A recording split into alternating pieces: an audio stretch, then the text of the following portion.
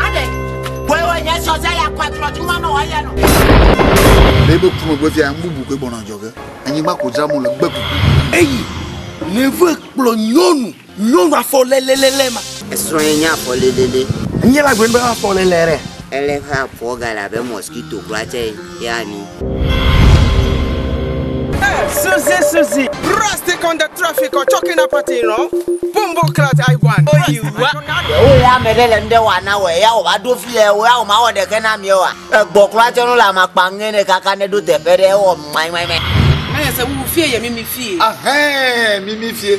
Afie mimi ha. Mimi fie. Na mamu anya bo. Ba sha o menya.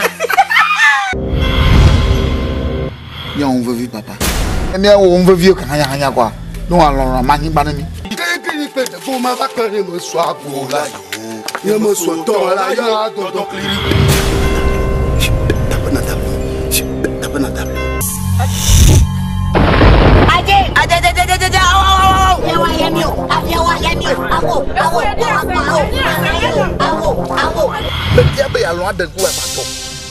Tawu ga so ni. So dia.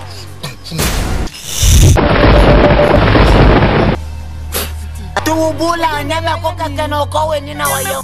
Na sense si mi bi omo. Papa.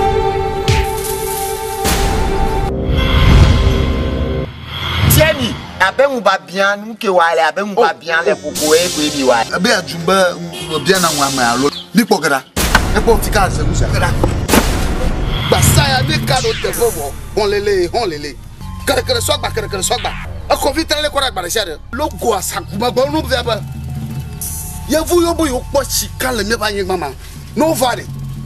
O trola ko. No ajo. Niti wa ya kakraka. Wa ya boko bi josi. Won obi de niti wa ye kesi. Na ni kon wa ye dekedeke.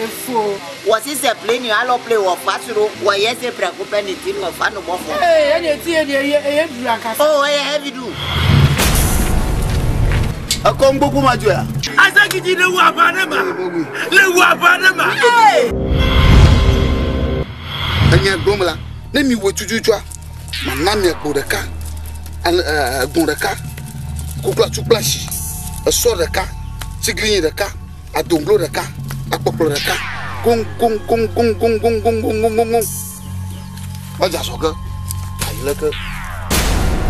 Gong. Kawala, o ma wa lo.